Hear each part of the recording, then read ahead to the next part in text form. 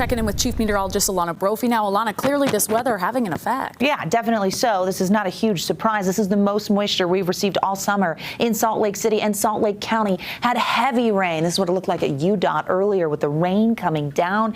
Goodness gracious, it's been record breaking in different portions of the state. Jamie Richards shared this video. It was his rain gauge showing almost 3 inches this morning as storms rolled through. Ogden and the Ogden Valley saw several small stream urban flood advisories. Let's look at some of the totals, these preliminary totals coming out of the Ogden Valley. Huge numbers. The North Ogden Divide getting more than 3 inches. North Ogden itself, 2.3 inches. We heard from the city saying that the sewer lines were overwhelmed. This is an abundance of moisture they haven't seen. This will outweigh, most likely, their summer average, 1.93 inches in far west. Riverdale got almost 2, and the Ogden Airport reporting more than 1.5 inches with the storms that we've seen in that area. They were a bullseye with heavy moisture, but we saw heavy rain along other portions of the Wasatch Front. That elevated slight risk for excessive rainfall in Cache Valley, but we're seeing in green throughout the rest of the state, is a marginal risk, meaning that all of us had the chance of seeing those heavy downpours. We've talked about it a lot this week.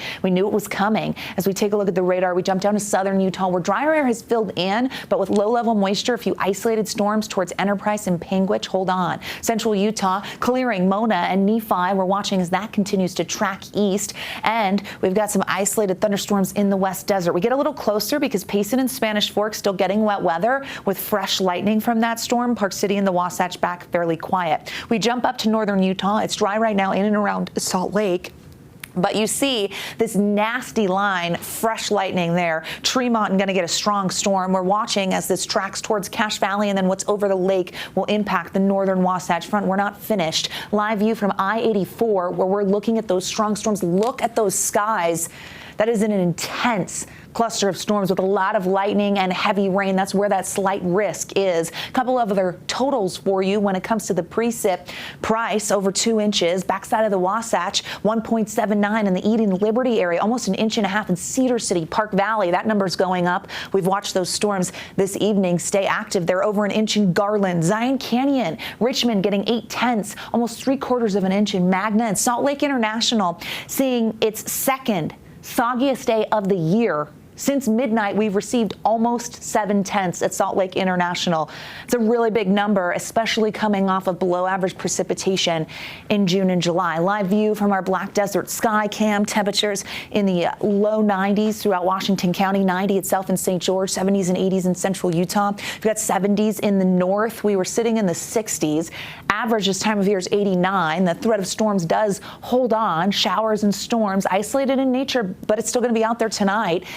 Northern and central Utah with most of the energy in the last several hours. As we look at our wet weather potential, you see a gradual drying trend, but with lingering moisture and to this intensity, it means that we still have heavy downpours. As we head into tomorrow with deep moisture in place, we're watching this upper level low. As that tracks inland, it will give enough support that we keep things cracking in northern Utah. So we're looking at scattered thunderstorms becoming isolated and eventually drier. Now, as we look at our excessive rainfall threat, it's still elevated in northern and central Utah. So as storms and showers move through tomorrow, heavy downpours are still expected. Our Futurecast high-resolution data, I take you through really slowly, hour by hour. Notice how we have things happening in the West Desert. And there's that cluster in the north. By 9 p.m., it puts some storms and showers from Cache Valley to Utah County right over the Wasatch Front.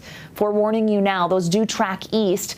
But we have a lot of cloud cover and moisture potential. And the Futurecast as a whole, as we step back, this is a different model here, not as short term as what I just showed you. We keep it in motion, and you see northern central Utah. Some of the models starting to pull moisture back into southern Utah for tomorrow. I think that will be an increase of cloud cover, but we do keep the chance of storms in the forecast in both northern, central, and now even southern Utah. So very active pattern. We've seen this for the last couple of days, and we're not stopping. As we look at temperatures heading into tomorrow, we're going to stay below average. Those numbers will be climbing, but only into the 80s. Our flash flood potential is possible for tomorrow. As we look at the next 7 days here, you're going to notice there's that flash flood potential, that our temperatures will climb heading towards the holiday weekend. Labor Day is ahead of us, and as we creep towards the holiday, you'll see those conditions drying out in southern Utah and along the Wasatch Front. There are those 90s in St. George.